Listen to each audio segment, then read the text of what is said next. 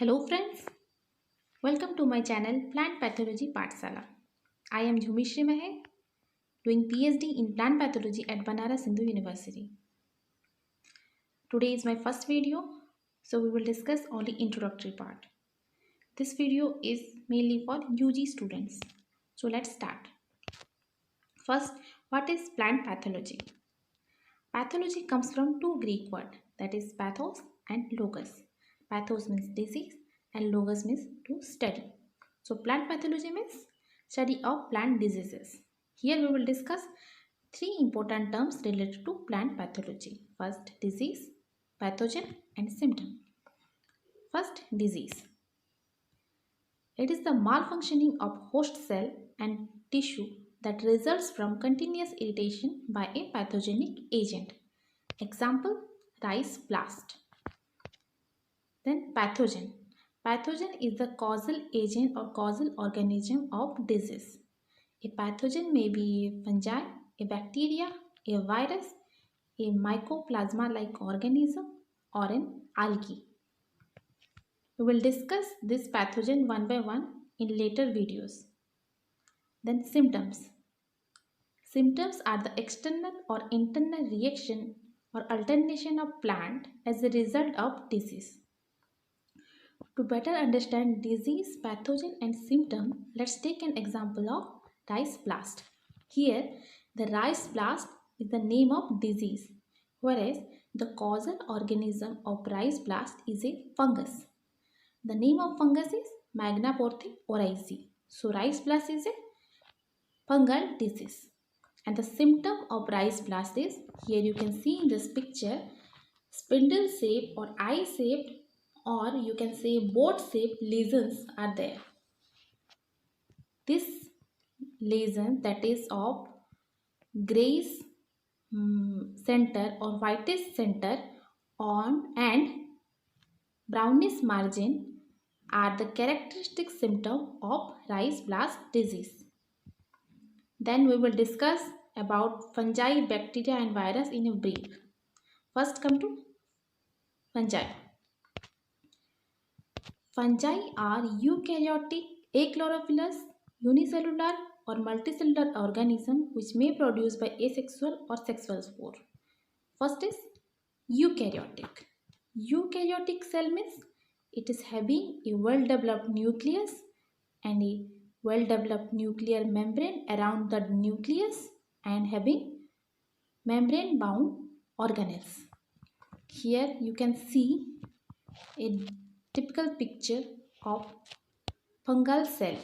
You can see here in well-developed nuclear envelope is there, a nucleus is there, membrane-bound organelles like mitochondria, endoplasmic reticulum, glycogen, ribosome, vacuoles are there. Two membranes are also there. One is plasma lemma and a cell wall. Then it is achlorophyllous. Achlorophyllous means it is devoid of chlorophyll or chlorophyll is absent. Then fungi may be unicellular or multicellular. Unicellular example of fungi is yeast and multicellular fungi example is mushroom. Then cell wall of fungi is composed of chitin and glucan, unlike the cell wall of plant. The plant cell wall contain mainly cellulose, but some exceptions are also there in fungi, that is the Oomycetes fungi. This group of fungi contain cellulose in the cell wall. Then come to bacteria. We have already discussed that fungi are eukaryotic organism which is having well-developed nucleus with a nuclear membrane and membrane-bound organelles. But in case of bacteria, it is a prokaryotic cell which is devoid of well-developed nucleus and nuclear membrane and also lack membrane-bound organelles. In this case, the nucleus is not developed, not well developed. That is also called as nucleoid. Here you can see The nucleoid, it is not bounded by a well-developed nuclear envelope. Here, membrane-bound organelles like mitochondria is also absent.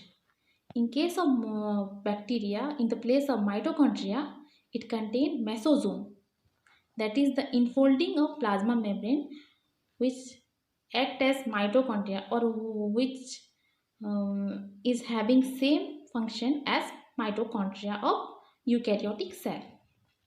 Then the size of bacteria is very small, that varies from 0.2 to 10 micrometer length and 0.2 to 1.5 micrometer in width.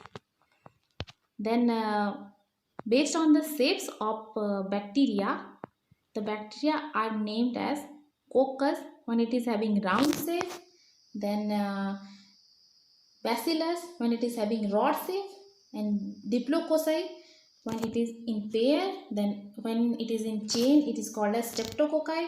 When it is spiral, it is called spirochete. Another difference between fungi and bacteria or prokaryotic cell and eukaryotic cell is the ribosome. The ribosome of bacteria is of 70S, whereas ribosome of fungal cell is of 80S. We will discuss all these things later in other videos about the reproduction of bacteria, fungi, how it causes disease, the mode of infection, everything we will discuss later. Then come to virus. Virus can be defined as a nucleic acid surrounded by a protein. The nucleic acid may be the DNA or RNA. It may be also in double stranded form or in single stranded form. But the most of the viruses contain RNA as nucleic acid, which is also mostly in single stranded form. Then the protein coat. Protein coat of virus is also called as capsid, which is mainly for the purpose of protection to the nucleic acid. Then each subunit, here in this picture you can see different subunits are there which consist of the protein coat. These subunits are called as capsomere, and the whole protein coat is called capsid. Inside this capsid, this helical structure you can see is the nucleic acid, and whole infectious particle of virus is called as virion. This is the end of the video, and thank you for listening. If you like my channel, please like the video, comment, and please subscribe my channel.